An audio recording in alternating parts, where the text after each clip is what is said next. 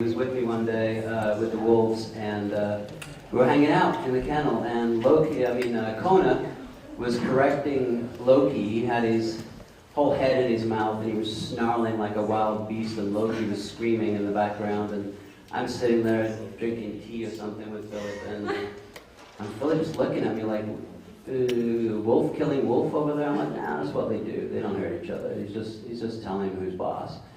And he was like, wow, that's, what did you call it? Healthy conflict. And then a little bit later on down the road, he called me one day. He goes, I got this idea. It's called the wisdom of the pack. And we do a lot of work with Philip. Philip works with veterans, with corporations, teaching them how to work together better as a team. And he's going to share that with you today.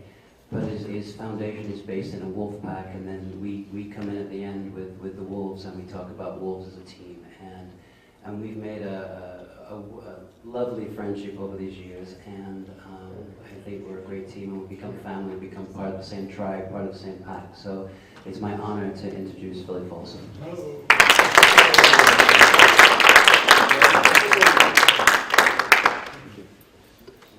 Hey guys, I'd like to invite you to come in a little closer, if you'd like. And the reason for this is a kind of a demonstration, but it's also just practicality. I'm not going to use a mic. Generally, I'm shouting at large groups of people on either ropes courses or in horse corrals or some other place. So, you guys can hear me in the back? Yeah. Please be quiet. That's what you want me to say, like. It's also the reason why I wanted you guys to be closer is that we live in a world that is very toxic. And we generally, when you're embedded with a bunch of strangers, it triggers in our amygdala, which is that big center of your brain that runs fight-flight, it triggers a lot of fear response. So anytime we are with a strange human that's kind of invading our personal space, we get a lot of anxiety. It makes us really uncomfortable. And that's why we've come with all sorts of strange, dysfunctional behavior, like when we all get in the elevator, we all face one direction, and then we don't touch, or if you do, just barely touch, I'm sorry, I touched you. And then you say, speak again until the door opens. Then you get out and you go, oh, thank God, I'm out. Same with bank lines.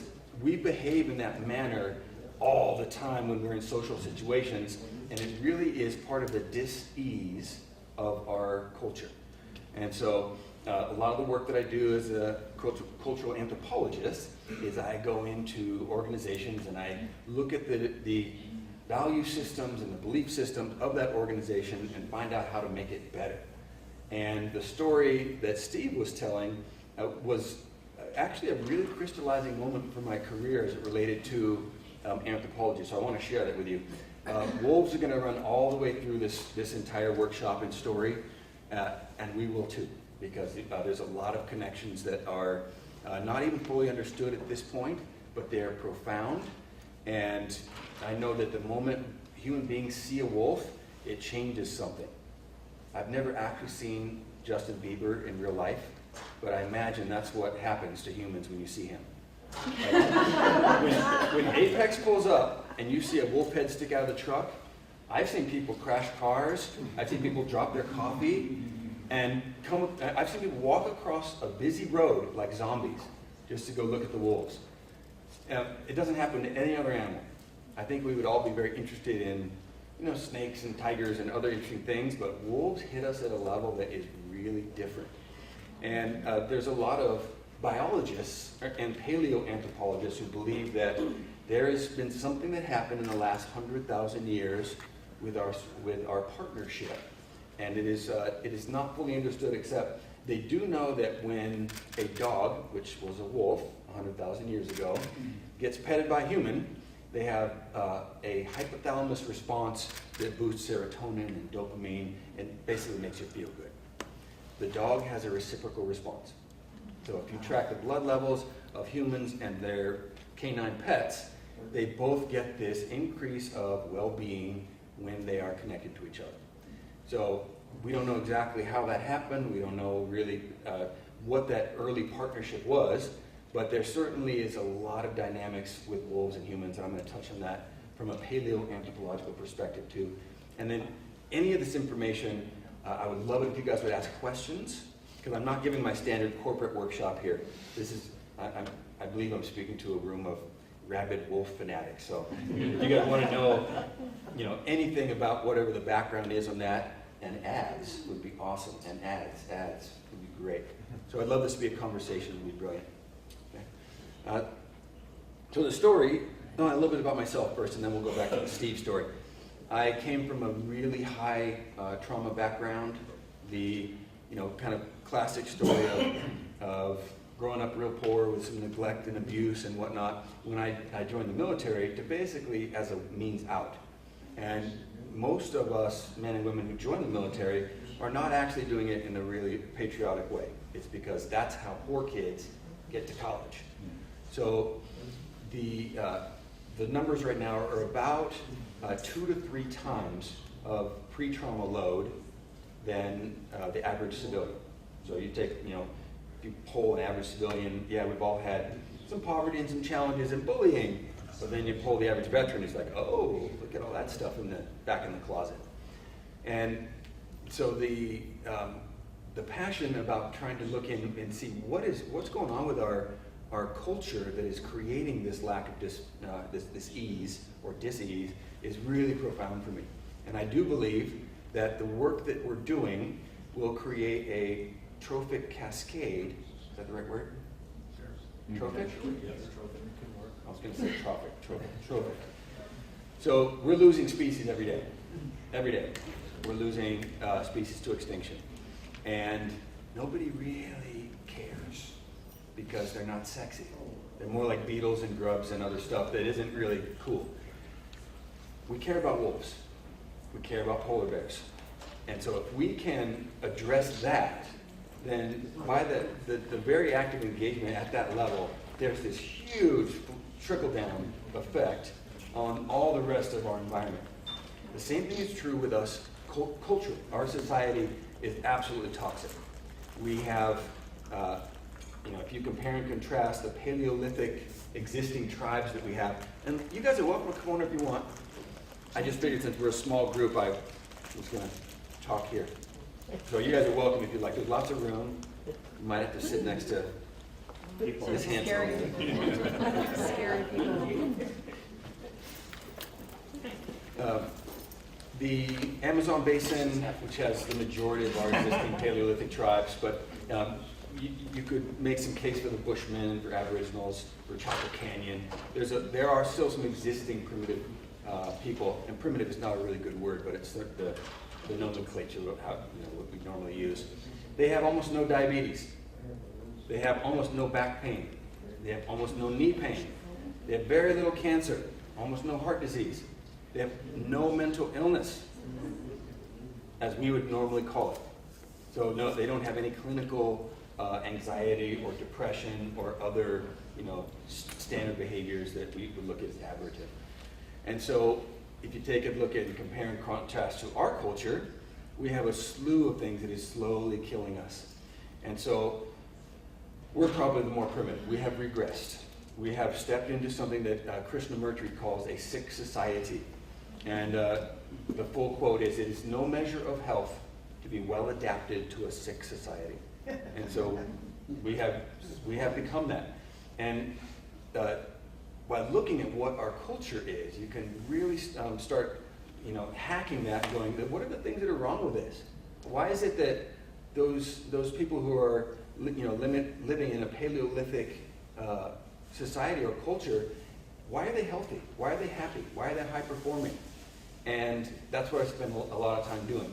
And that's the genesis of what I'm going to share to you. I'm sneaking that into corporate America by calling it high performance culture development. I'm really just kind of trotting in with my, with some of my mythopoetic stuff.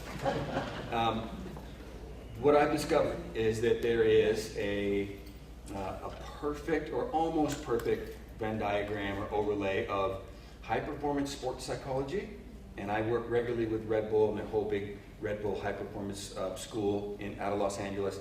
In fact, I'm bringing the Wolves, the Apex Wolves, in to their big conference in June, and that's going to be in the Santa Monica Mountains. So they're all really excited about it. So sports psychology, It's a pyramid of very specific and sequenced building blocks on how to build a team that can operate at full potential. Now, in the team building world, or leadership development world, there's also a bunch of thinkers who have created a very, very similar thing. When you take Patrick Lencioni or any of the other corporate consultants and you look at their team psychology and sports psychology, it's exactly the same. What I discovered from Steve and Paula and the Wolves is that the Wolves operate in exactly the same fashion. So I get a little chills when I say that because you can't deny the similarities between wolf behavior and human behavior. I think you called it a family. And really that's what a tribe is. In anthropological terms, what a tribe is a group of people that are primarily linked by kinship or marriage that share common beliefs and values. Okay? So we no longer really have that defined as, in our society, as our families, as our primary tribe. We spend most of our time with the people where? At work. Works are our new tribes. And most of the time we marginalize our work or our career as, this is the thing I have to do so I can live and do this other stuff that's really important. So we have surrendered the field of our most important block of time, and that's what we do at work. We've also surrendered the most important people in our lives. They're the ones we spend the most time with. So if we haven't really formed relationships and family connections and a deep tribal awareness of what's going on at school, right, on our sports teams and in our jobs, we're already done. And the contemporary number right now is only about 20% of Americans are fully engaged with their jobs, which means 80% are living for the weekend and they're just doing what they have to do for 8 hours a day going, come on, come on, come on. And so when we take a poll and look at why are we so sick? Well, because we're living in toxic systems which have no meaning and no purpose. And we're trying to find that in the periphery, and a lot of things we find out there on the edges is alcoholism and drugs and porn and whatever other stuff they're like, oh, I need that. Okay. So the Wolves, this is the Steve story. I had brought a bunch of vets out to see the Wolves. In my mind, there was some connection between perceived killers of the mountains and the perceived killers of our military and the misconceptions there. And so I thought, well, there'll be some healing that goes on because I know that it's loud for me, so maybe there'll be something there. And then like Steve said, there was this, which for me seemed like a really horrific, terrible battle going on. And those of you with dogs, how many people have dogs? And if you see a dog fight, what do? You break it up. You break that up as quickly as possible because you know that the longer they go at it, then the more blood's going to start flying. I mean, it is guaranteed. The same thing on the playground. When you see two humans going at it, it's usually not a posturing display. Usually when it comes to actual blows between either gender, there's an intention to do as much damage as possible to that other person. And when I saw Steve just utterly blasé drinking his tea, I said, what is going on? He goes, oh no, that's just what they do. And he goes, yeah, they never bite each other. I went, those animals never bite each other? Like the equipment on those animals? And he goes, no, they can't. They're pack hunters. And they kill animals, 10 times their size with their face. They can't bite each other. Because if they do bite each other, and then they are compromised with their hunting ability, they go extinct. They die. So the reality is that, we have been force-fed, and this is kind of to us men, this lie of the lone wolf, the Lone Ranger, Rambo, being fiercely independent.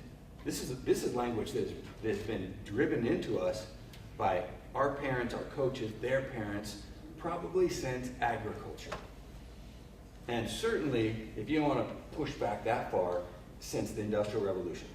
We have been taught to be self-reliant, independent, lone wolf men. I see guys wearing lone wolf t-shirts around, proudly.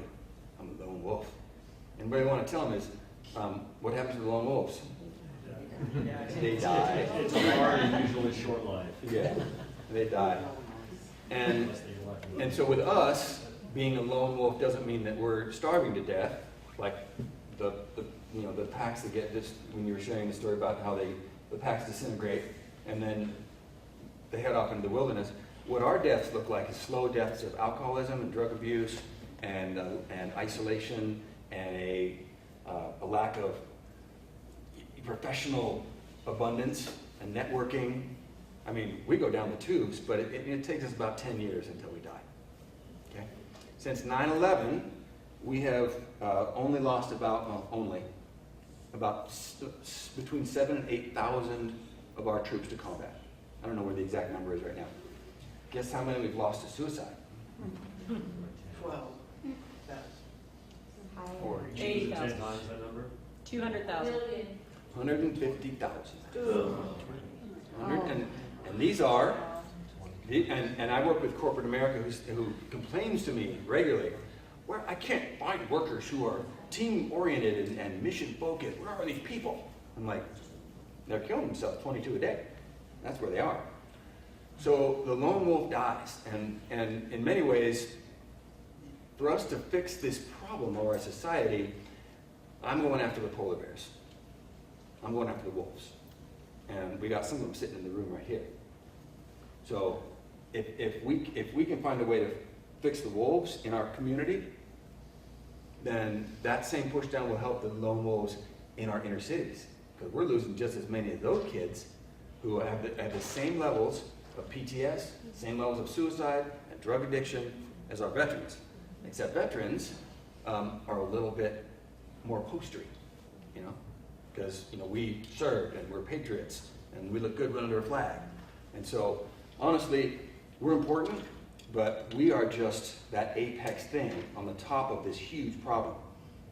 And so it's really vital that we start looking at that lone wolf analogy. Back to the wolf story, sorry. So when Steve said, yeah, they're pack hunters, they can't fight each other. And and at this point, they had finished their little altercation and they were ran off playing together. And they were skipping and running and bumping into each other and they were completely discharged of all trauma from their altercation because they exercised it. They discharged that. Did you drop an earring?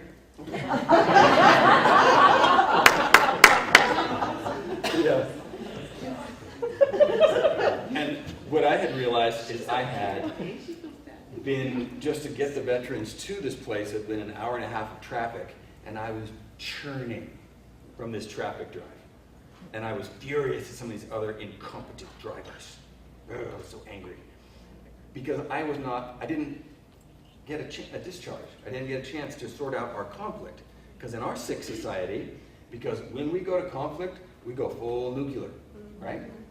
And so I didn't have any way to act, so I just shoved it down like I always do.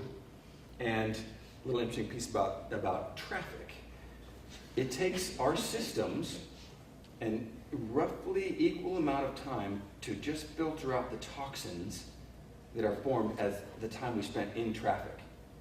So if you're driving to work every day for 45 minutes, stewing in all of that madness, it takes about 45 minutes before you are back to equilibrium at a hormonal level. Doesn't matter how many books on tape you read or how much prayer and mindfulness, you still are pissed off for about 45 minutes. So it's really important that we do find ways to exercise that in an easier way. So when you look at pack hunters, they don't fight each other. Healthy conflict, that creates accountability of behavior. What Steve just outlined exactly lays over sports psychology and corporate American team building. So that was my epiphany about, so I'm gonna give my standard workshop thing with all my curriculum, and then at the end of that, I'm gonna bring the wolves in and just see what happens. So that's what I've been doing for the last year and a half, and it has been profound, the amount of changes. What I was sharing about I got to work with Apple last week, and the head of their branding division, when we went around about, hey, what was worth remembering from the day? And he said, we need to fight, but not bite. Uh, And I was like, okay, yeah, it was all worth it. And he wasn't telling that to me. He was pointing at his workers. He's saying, we need to fight. I need all of you to start taking risks. I need you to start giving each other feedback, holding each other accountable. Just don't bite each other.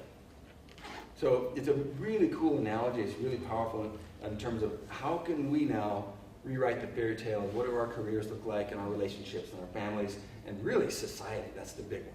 Okay? And so that's kind of some of the stuff I want to share with you guys in this next little chunk of time. Any questions so far? I was all over the place, but I do have one question. Yes, How sir. much, and this is dear to my heart, is I'm afraid that people don't go outside anymore. yeah. And especially when you're working with tech companies that are interested in AR and VR, don't you feel like a big part of this problem is a sickness of nature deficit disorder? I totally agree. I think it's super important. And Dr. Michael Salonius, who's he's my smart guy in my tribe. He's my wizard. Whenever I want an answer, he goes, if I could teach people 3 things, it would be meditation, sobriety, and then go barefoot. I'm like, really? You got 3 things you're going to give me barefoot, dude? No, come on. He trotted out all his, biology. How many nerve endings do you have in your foot compared to... So, yes, I think you're right. So, and I try to get people outside. I do ropes courses and just get people in a horse corral. And generally the wolves are outside also. So. Any other questions or comments or other good stuff? Okay. I can give you a quick example. Yes, my lady. What do you think the difference is between having horses or wolves? Who has the larger impact and why? Huge. The difference here is that wolves are predators and horses are prey. What are we? Predators. You have eyes in the front, and obviously we're omnivores, but when they morphologically bucket us, we're generally more in we eat more things than things eat us. And so we have these stereoscopic forward-facing eyes.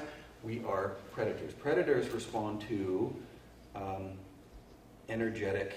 One of the ranchers was saying they just go to the food. Basically, that's what humans do. So if you want to get a human to do something, you have to incentivize them. Working with horses, it's just the opposite. Instead of moving towards energy, they move away from energy. And so one of the big values of working with horses, as you know, because I know you work with horses, is you're learning a new language. And horses have almost a preternatural ability to pick up energy and most of my horse people say they're 2,000-pound bullshit sensors. So it doesn't matter how good you think your game is that gets you through in this environment. Oh, I'm this guy, I wear a vest and boots, I'm hard. Horses were just like, no, dude, I'm gonna call you right on that. And so, there's a really good way of being safe. You have to be non-threatening, but still hold your ground. That relationship building with a horse is very different than with a wolf, because you have to, when you do that, you do the join-up activity. Mm-hmm. Yeah, so you're basically running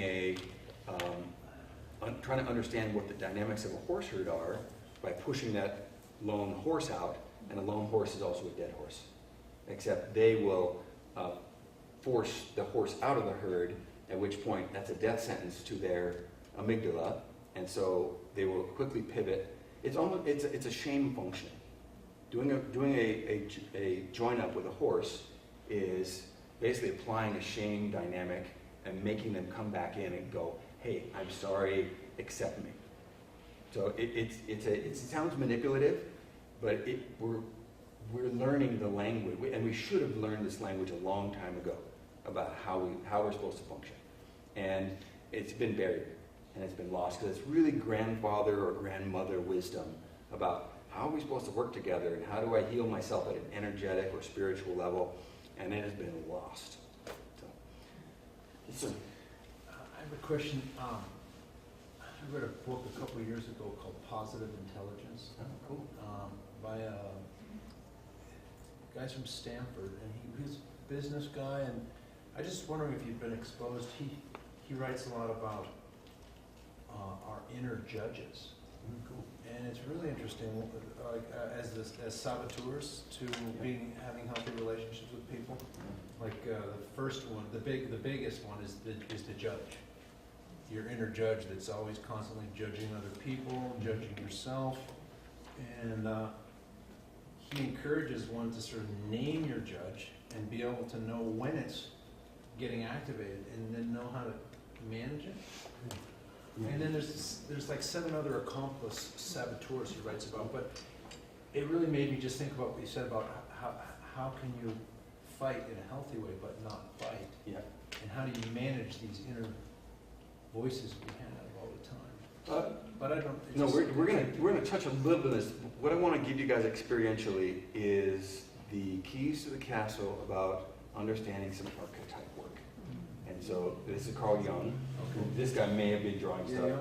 He kind of is this titan of psychoanalysis and subconscious work. Sure. So Carl Jung is psychoanalysis master. He actually started that whole field of study. And he came up with the fact that there's primarily 4 different modalities or roles that we require in our tribes. And so that happens to fairly closely correspond with what's going on in the wolf families outside. So you might get a little bit of insight in that. I think that sounds like a really interesting field of study in it. Okay, I'm going to write a couple things on this. There will not be a test, except for life. And the reason why I want to do it graphically is that the thing that differentiates us from our wolf friends is that we have a prefrontal cortex, which is this thing in our front of our brains, and allows us to be aware, which the fancy word for that is metacognate. Wolves are much more limbic system, which means that they are always right here. They can project a little bit in the future, and they're going to remember a little bit in the past, but they're not able to, and here's another big fancy term from paleoanthropology, we have collective intentionality. And this means that we get to think about abstract things and then intentionally choose how to make that happen. It only happens in our prefrontal cortex, and it has to be utilized symbolically. It's the only way that we can talk about this weird world is to use symbols. So language is symbolic. Writing is symbols. To talk about time, this is not time. This is a little machine I wear in my watch, makes me look cool. And it moves dials. So this is a symbol of this strange concept of time. This is a symbol of tribal development. Okay? And this is going to be a symbol of not only the inner workings of our archetypes, but our archetypes within the group. Here we go.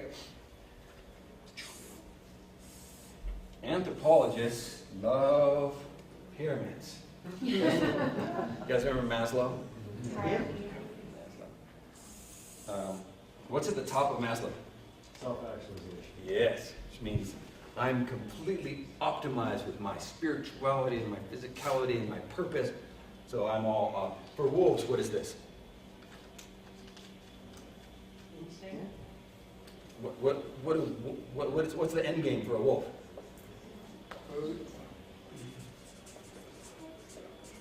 Survival. Right? Ultimately, that's what that landed. Human beings we're pretty grandiose. So instead of survival, we need self-actualization. But survival is a good one to even start at. Maslow, what's the bottom? Yeah, it means that the very basis of the thing. Which means if I'm going to get eaten by a mountain lion, do I care about self-actualization? No. I don't want to get my ass eaten, so I'm going to handle this first. Always this happens, okay? So on the bottom of building a tribe is this commonality conversation. It's the reason why they don't fight, okay? And so common is the big theme we're here. And we're going to call this common vision, and then culturally, values. Values. So when you're building your conversation about a family unit, relationships, or a sports team if you're a coach, we need to find out, so what are we really working on? Are we trying to be happy and have everybody get playing time? Are we trying to win the title? What is it that we're really working on? And then if we can all agree to that, Now we get to move on. If we cannot agree to this, and we sort of make assumptions that, oh yeah, this is what we're all about, then we've gone willy-nilly into stuff, and things will not happen past that. So here's the next level. This is wolves don't bite, right? And we're going to call this healthy conflict. I'm sorry, I skipped one. Trust and safety. This is the wolves don't bite. All right? The difference between that healthy tribal function that we have in our societal function is that society has what's called the golden rule, and that is treat others like I want to be treated, right? I'm going to treat you all like I want to be treated. And that means you're all like me. Right? If I'm going to treat you all like I want to be treated, then you're all like me, and we'll get along fine. But is that true? It's not true. So tribes operate with the platinum rule, which is to treat others like, instead of you want to be treated, like they want to be treated. And that makes a lot of sense, right? It means that, oh, everybody has different needs and requirements, and different people have different definitions of what biting is. It's like, hey, I was just teasing. I wasn't really biting you. Oh, that felt like a bite to me. So we need to figure out that there's a lot of different people, primarily four is what Carl Jung would say, right? So the reason why we have a lot of our dysfunctional society is that human beings can only keep about 120 people in their Rolodex of relationship. Most people, it's much less. And so when tribes get bigger than about 100 people, then they split apart into 2 tribes, and then 4, and then you have a nation. And then pretty soon, you've got such a big group of people that you have to create some artificial systems to hold it all together. So Hammurabi is going to come up with laws, and we're going to come up with religions. And if you're in a company, you need an employee handbook to manage people. All of a sudden, you're in that weird world where, man, I don't have a purpose, I'm lost, I have no meaning. And the anthropology, again, purpose of cultures is to provide meaning. That's why they exist. So, trust and safety, if we want to be able to get this and to get past it into our healthy conflict, we're going to get to that, then we need to create some relationships with people. And this is a really, really challenging, squirrely thing to do, is creating relationships with other humans. We're profoundly complex organisms. And we've got this brand new brain that we're just trying to figure out if it works or not, evolutionarily. Hasn't been around very long. Every once in a while it throws a rod and we become schizophrenic. Okay? So we do not have a big, long, time-tested, bulletproof brain like the wolves do. The wolf system is perfect. How long have they been around? Modern form about 100,000 years ago, at least, probably more like 250. But I mean, but wolves have been running the planet for gotta be millions. Yeah. I mean, Different wolves. it's a different wolf. It's like the dire wolf or something cool like that. That's a long time still. It's a long time. Evolution has done a really good job with that particular animal. And they would still be probably just dominating every continent except we came along. And there's a reason, from an anthropology perspective, that we have exterminated them on every continent. And my understanding is it's the only animal that we've actively gone after to exterminate. And there's a reason why there's so much mythology about that. I think that there's been, from what I heard, like 2 reported wolf deaths in the history of the United States. Is that correct? Yeah. There's even more detail than that, actually. One of them is highly questionable. Okay, let's say 1. Yeah. We can say none. I can't think So the reality is that wolves simply don't kill people. And the ones that I heard about were like some sort of crazy guy who committed suicide by wolf or something like that. So the reality is, this demonized animal that we have exterminated hasn't killed anybody. It hasn't killed any humans. And yet it's the subject of all these just epically, gruesome stories and tales. It's really, it's not the fact that they are dangerous, it's that they are threatening. They're threatening because they're powerful. They're threatening because they're like us. And the things that we are afraid of and hate are the things that are the closest to us. So there's some anthropology in there about what our feelings are about war. It's a real love-hate kind of thing. We see a lot of the echoes of ourselves in that system. So I'm going to give you Carl Jung's cheat sheet or master key about how to build relationships with those 4 different archetypes.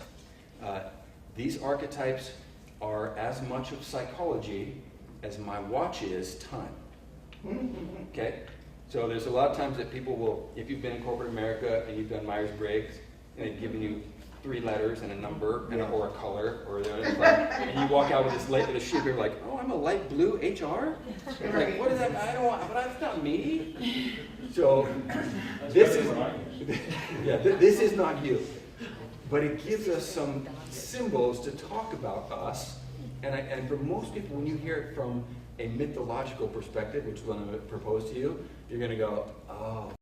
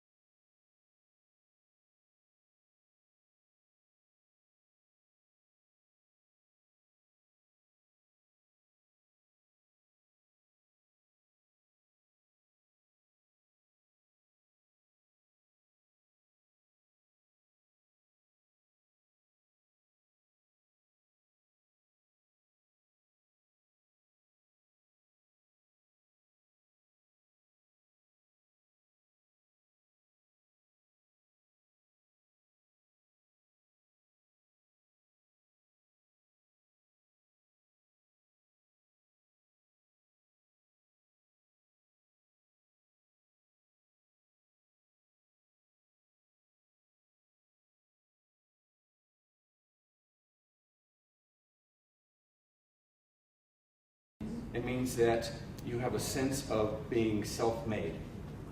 And you can just sign it if you want, you can see that.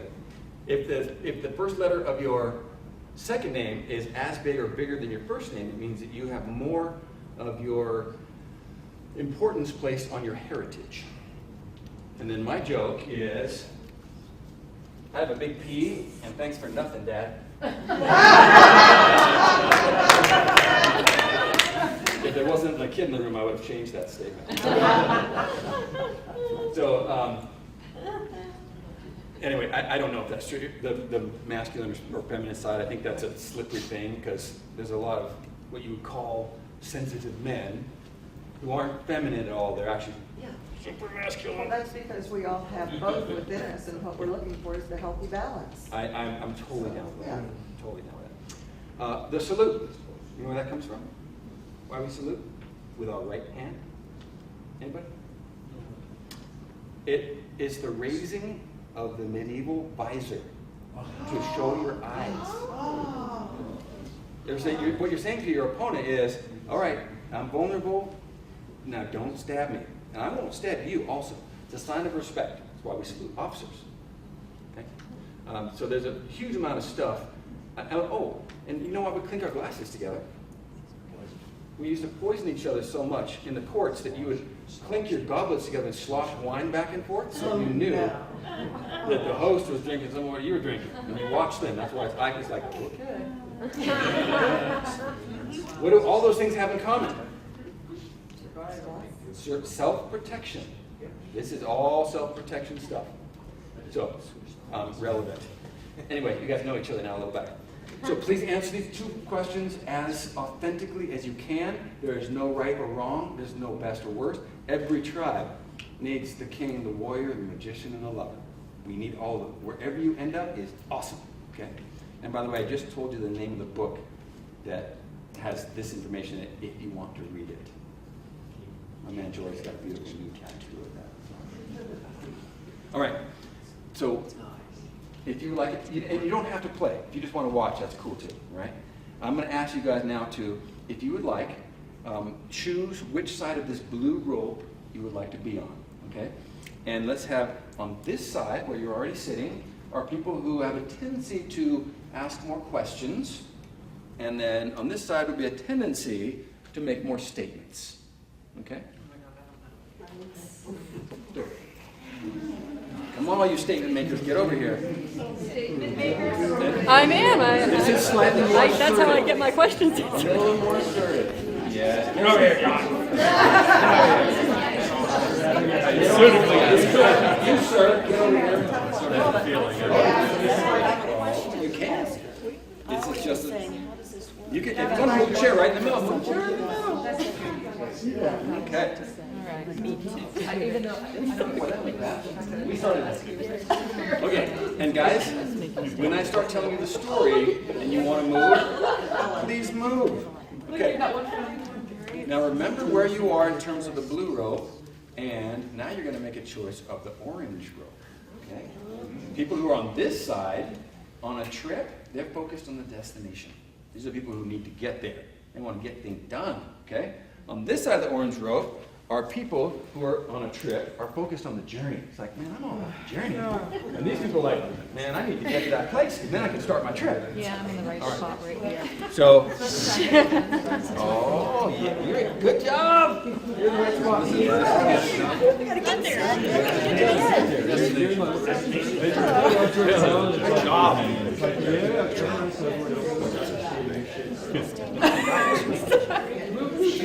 You can't be right in the middle. You have to choose something.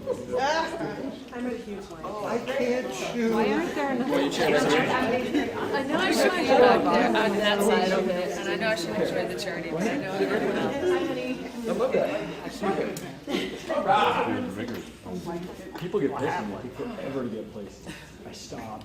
Again, where you're sitting is just where you chose to sit. This doesn't mean that you walk out of here with a label or that your destiny has somehow been directed or your fate or you had some, that guy, he wore a vest. He must have known what he was talking about.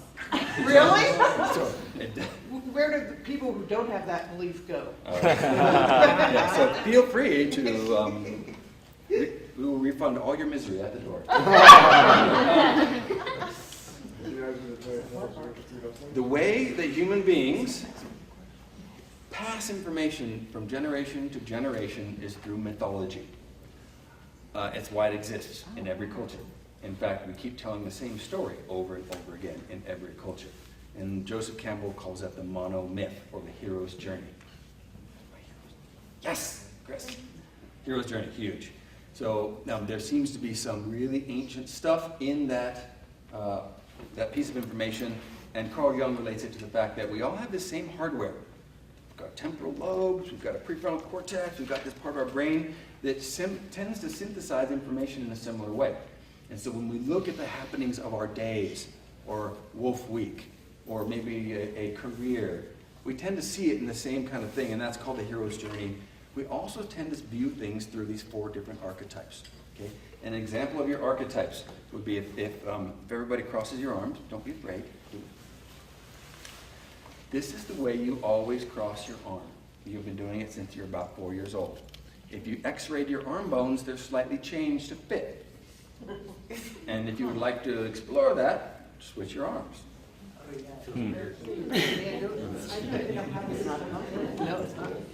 And if you want to wonder why it's so damn hard to change your life, or your habits, or your eating behavior, or anything else, there it is. You have a locked-in behavioral system. And this is very normal, it's natural. The reason why we always go back to the same way is that it's efficient. No animal on the planet is intentionally doing stuff that's inefficient. So if this ends up working for you, then this is what you're always going to end up doing. All right? However, you have the ability to change. And that means if you can practice this new behavior, and behavioralists are calling it about 28 days formally to create a new habit. If you can do that for 28 days, then all of a sudden, when you cross your arms, then you go like, oh, I can change. Where you're sitting, in at least mythological terms, is simply your default setting. Now, this may not even be your primary psychology. You may have just simply been forced into this from your career, or your family, or wherever you spend the most time doing. This happens to be where you're sitting right now. Doesn't mean you can't shift and move and flex, okay? So the story that we're going to use to unpack this, we're going to use Camelot. Because I think everybody knows the story, right? Anybody not know Camelot? Do you know Camelot? Oh, good. It's going to be a good one. It's a good story. Do not think that Camelot is that new movie coming out next month, which looks really good. It looks excellent. But, who's the main story of Camelot? Arthur. Okay. Arthur he sits high assertive, and he sits high connection. And when I said human beings have no instincts, I argued that point, by the way, because I see a lot of you going, I don't know. We have a lot of drives, and we have 2 primary psychological drives. One of them is the need for connection. And I could spend an hour talking about why we're all addicted to our phones. We actually have what's becoming an actual mental disorder with our phones. We have them on all the time. We check them all the time. Anybody ever had their phone vibrate in their pocket and you checked it and it hadn't rang? Yes, that's the exact same mental function as amputees feel when they still feel their limb. The phantom ring, the phantom pain. So it's your brain saying, dude, I need that little dopamine hit of a Facebook like. Give it to me, give it to me, give it to me. And it makes your phone vibrate, makes you check it. And it's some incredibly high number per day of times we check our phones. It's this. I know that if I'm alone, I'm going to die. The lone wolf dies. I know every time that somebody is interacting with me socially, I get this sense of well-being and validation, and it's like, oh, I feel somewhat whole again. So connection is one of the big ones we all have. The second one we have is the need to struggle. Okay? And struggle is the need to express ourselves and to change the world and to explore. I mean, I want to know what's in those cool hills up there. I've never been to Sedona. There's a lot of things I want to do. So that's struggle. Like, I don't want to just sit in my room. I want to go see what those things are, all right? So we have these two drives, and if you form a nice little box around these are the quadrants you're sitting in. This is mythology, the characters that pop up here. Every tribe needs all four. A family that doesn't have all four of these is in need of somebody to change. And a lot of times that's why we're forced to change. So we're going to put the, back to King Arthur. This is King Arthur. You guys are King Arthur. Okay? So, Or King Arthur. you got, or Queen Arthur. This Yes, you are. So this quadrant of people, and you guys high five each other. Say hello. My people. In fact, My everybody people. high five your quadrant. Yes. Now, I would have thought I was more Merlin myself. Well, hold on. If people are within your quadrant, they're the people with the most similar behavior to you in terms of your psychological profile. Okay? If you look at the adjacent quadrants, you will go, ooh, super connected people, like them, right? Like us. Not nearly as fierce as we are, though. So then you look down there, you go, ooh, fierce people. That's like us, but not quite as nice and fun as we are. And look diagonal, and you go, what the hell is going on down there? So your diagonal is the one That generally is the place that completes you. It has all that juicy stuff that makes it work. Okay? So on an internal level, a lot of times we have a tremendous amount of growth and movement on our diagonal. Okay? And similarly, when you're in long-term relationships, whether that be platonic, professional, or romantic, you end up marrying your opposite, or partnering with your opposite, because it completes you, right? So these are our sovereigns, our kings and queens, our chiefs, our alphas in many ways. They are innovators. They're change agents. They want to change the world. They're creative. They like to play at 20,000 feet, and they want to see what's that big thing that I can change and transform into that. They will make their decisions a lot of the time in testimonials. Okay? They reject isolation. They want to be around people. They want a lot of people to show up at that campfire talk, like that thing. You know, it's like the more the better, and let's get this. Let's create a fire and change some things. They reject repetition, boredom, tedious, detail-oriented deep dives into things. They would choose not to do that. This quadrant? This quadrant. I gotta get over there. Get over there.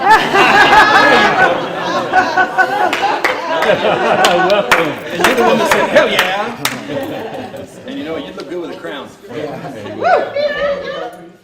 Can you label? Yep. King. I'm kind of spatial I get it. learner. I'm only using king because the book is called King, Warrior, Magician, Lover. So queens, own your queenliness. So, sovereign, if that makes you happy. But I want you to remember the book. So our sovereigns are going to reject a lot of things that they view as being tedious or boring, and that leads them to their Achilles heel sometimes, that they will launch out before they're completely ready to do something. They won't get the procedural information ready. They're going to just kind of like, hey, wing it. Let's find out if that's going to work, and let's play it by ear.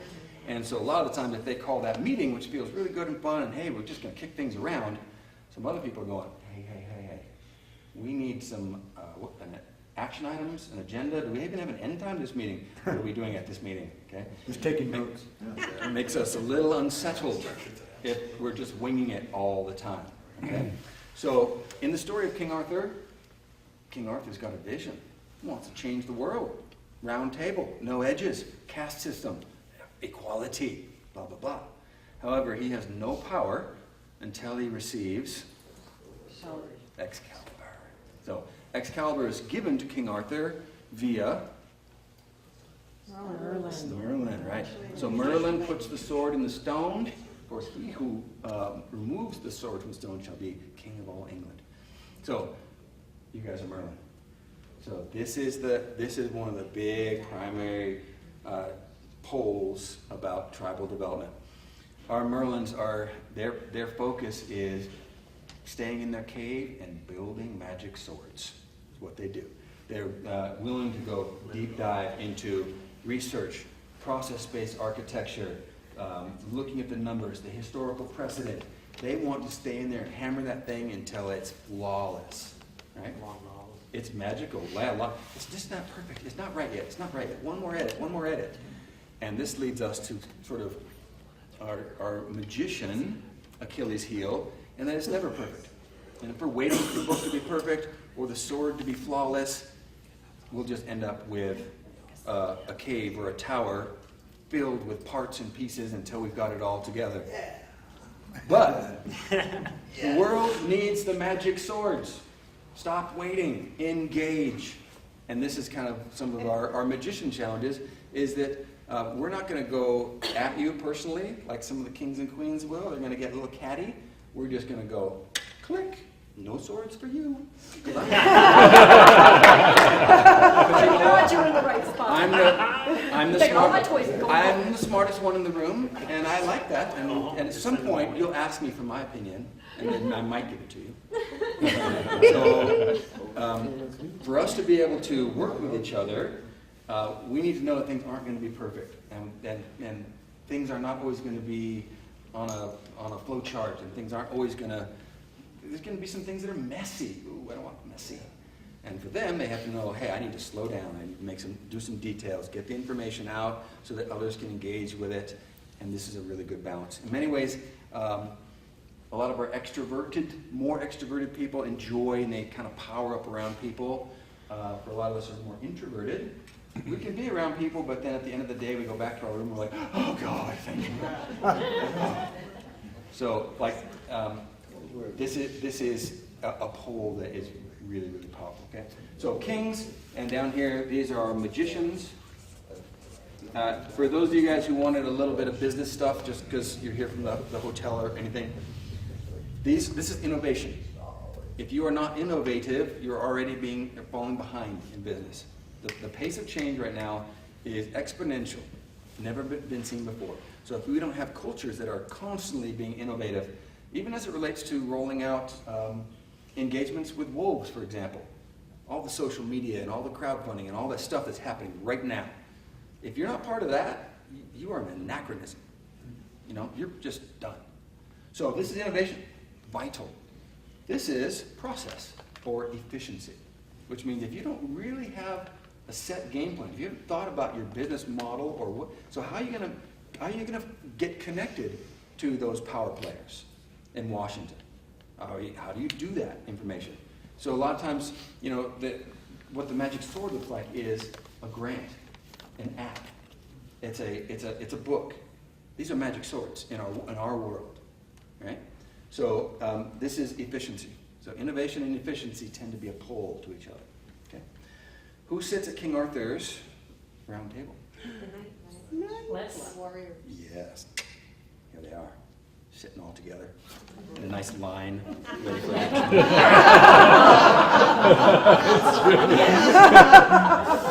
And they're just tapping their toes, waiting for something to happen. When he stops talking, then we can start finally doing things. So, the meeting that these people call, that kind of drives these people crazy, so it's so disorganized. These people hate even going to it all. They're like, I wish this meeting would be over so I could actually start doing important things. So knights or warriors, these are the people that love getting things done. So King Arthur says, you know what? The only way to heal this kingdom is that we need the cup of Christ. Get me that grail. They're going to go out and get the grail. They're going to armor up. They're going to thunder off. And they're going to ride over anything or anyone in their way. Yeah. And when they find the grail, they're going to go, that's a nice grail. What's the next grail? And eventually, 50 years later, they go, how did I get to be 50 years old? Why, what happened? What happened? I feel like I thought I was like 30. All of a sudden I'm 50. You know, it's like I've got a whole career of grails sitting behind me. And people that I've run over. And I've outrun my supply lines. And I haven't taken my armor off for a long time. Oh. So these are our warriors. And we need them. We need them to defend the boundaries. We need them to be able to do all the stuff that happens to make things work. In business, this is competition. A lot of times us warriors, we hate to lose more than we like to win. Okay?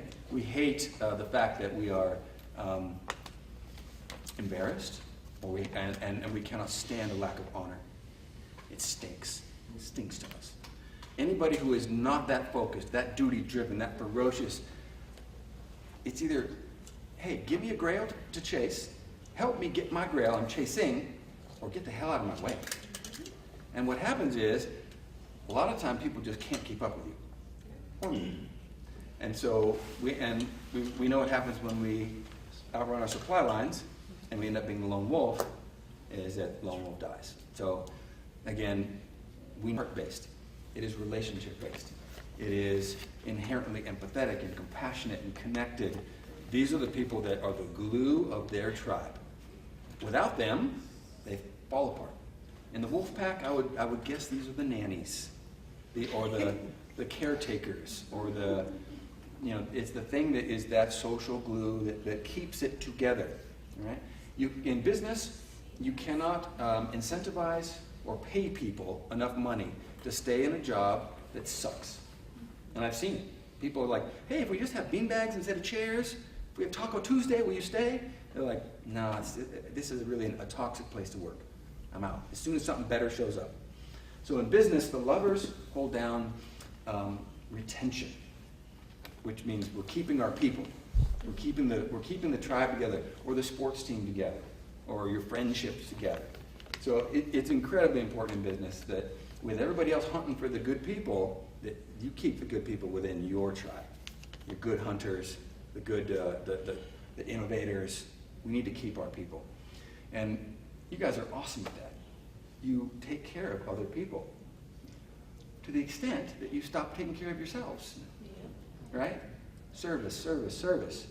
And a lot of time that leaves us without having done any self-care and constantly taking care of others. It also means that I don't want to offend other people, and so I will walk around conflict and just kind of, I'll handle that one later.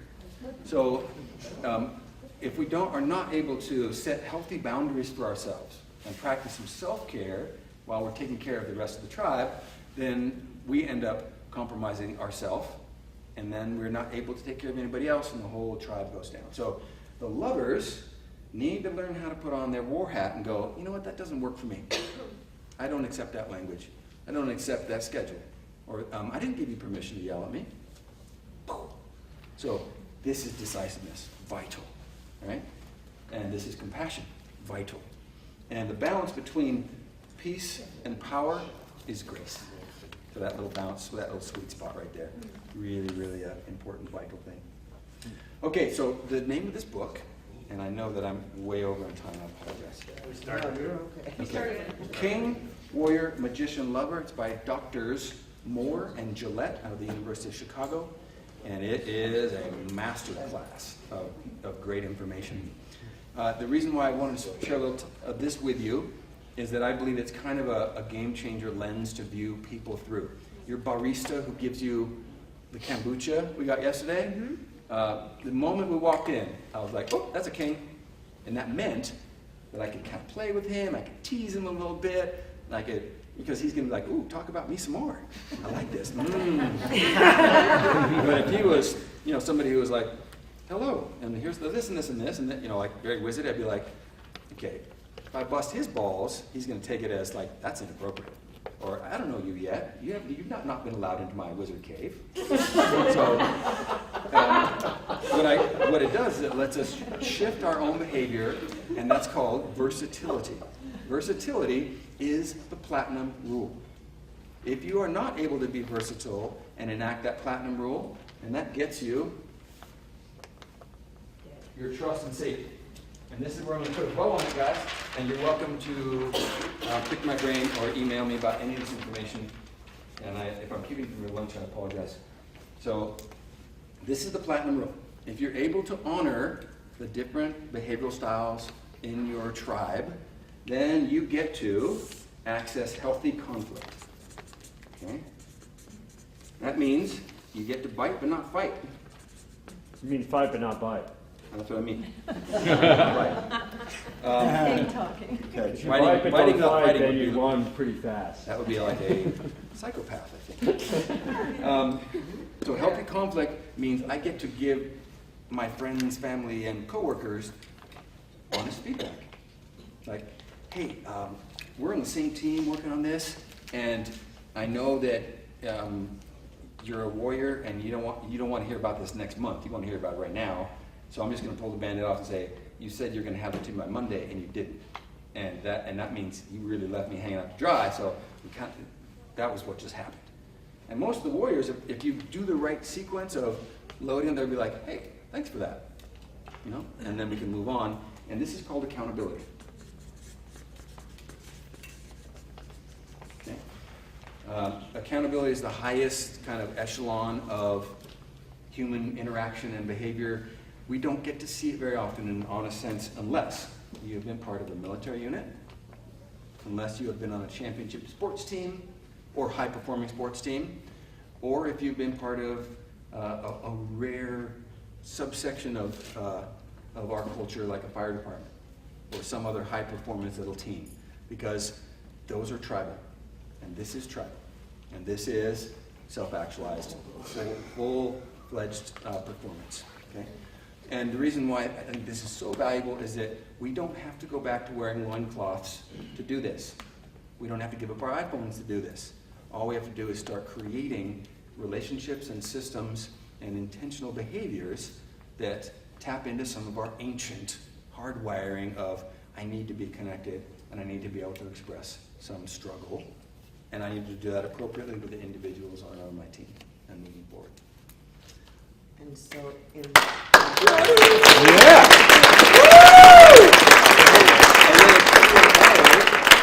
I will not be offended if you got to go eat lunch. So go if you want to go. Like, you're not walking out on me. I want to be like, ooh. Yeah. so in this scheme with that language,